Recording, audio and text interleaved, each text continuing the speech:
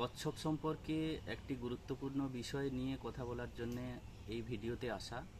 আজ সকালে একটি ঘটনা ঘটে, যেখানে খেজুরি 2 নম্বর ব্লকের এক স্কুল ছাত্র ক্লাস 5-এ পড়ে।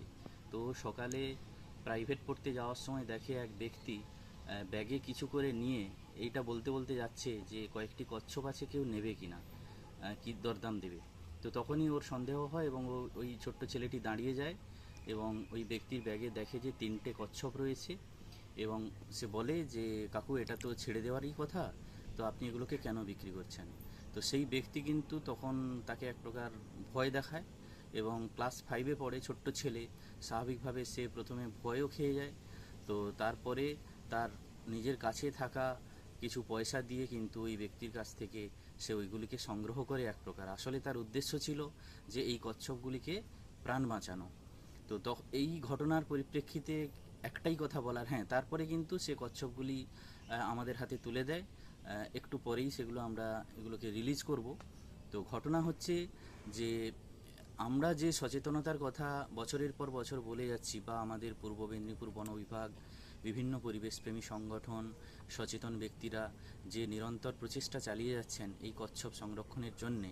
এবং এখানে মনে রাখতে হবে যে পূর্ব মেদিনীপুরের জীববৈচিত্র্যের একটা অন্যতম অংশ কিন্তু এই কচ্ছপ। তো এখানে বলবো যে এই যে কচ্ছপ সংরক্ষণের যে প্রয়াসটা আমরা শুরু করেছি সবাই মিলে, তো এই প্রয়াস বোধহয় বৃথা হয়ে যাবে যদি আমরা গ্রাউন্ড লেভেলে না সচেষ্ট হই। আমাদের কিছু কচ্ছপ বাঁচানো, 20, 50, 100 কচ্ছপ বাঁচানোটা বোধহয় যথেষ্ট নয় যদি না আমরা প্রত্যেকে সচেতন না হই।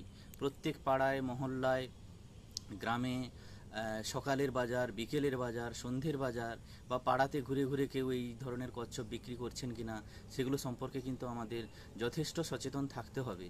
না হলে কিন্তু এই ধরনের প্রয়াস বিফলে যাবে। তো সবাই সচেতন থাকুন।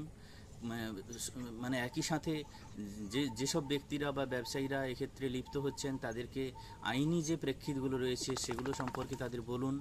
তো এভাবে কিন্তু আমরা যদি একদম পকেটে পকেটে, ছোট ছোট জায়গাতে, পাড়ায় পাড়ায় না সচেষ্ট হই, তাহলে বোধহয় আমাদের এই প্রয়াস বৃথা যাবে। তো সবাইকে আবার অনুরোধ করব, কচ্ছপ বাঁচান। আগের থেকে অনেক সংখ্যায় কমে গেছে। একটা সময় লোকেরা হয়তো এদের খাদ্যবস্তু বলেই খেয়েছে, আইনি বিষয়টা তারা তখন জানতেন না, সংখ্যায়ও এরা প্রচুর ছিল। কিন্তু আজকের এই কচ্ছপ কিন্তু সংখ্যায় ব্যাপকভাবে কমে গেছে নানান কারণে। এবং কচ্ছপ কিন্তু যে কোনো প্রাকৃতিক জলাশয়ের মানে স্বচ্ছতা বজায় রাখতে, পরিষ্কার পরিচ্ছন্নতা বজায় রাখতে, মানে মেন পিউরিফায়ারের কাজ কিন্তু করে এই কচ্ছপ। তো সবাইকে বলবো, সবাই সচেতন থাকুন, চোখ কান খোলা রাখুন, তাহলে সবার প্রচেষ্টায় কিন্তু আমাদের এই জেলা, আমাদের রাজ্য কিন্তু ভালো থাকবে, বন্যপ্রাণীরা সুরক্ষিত থাকবে।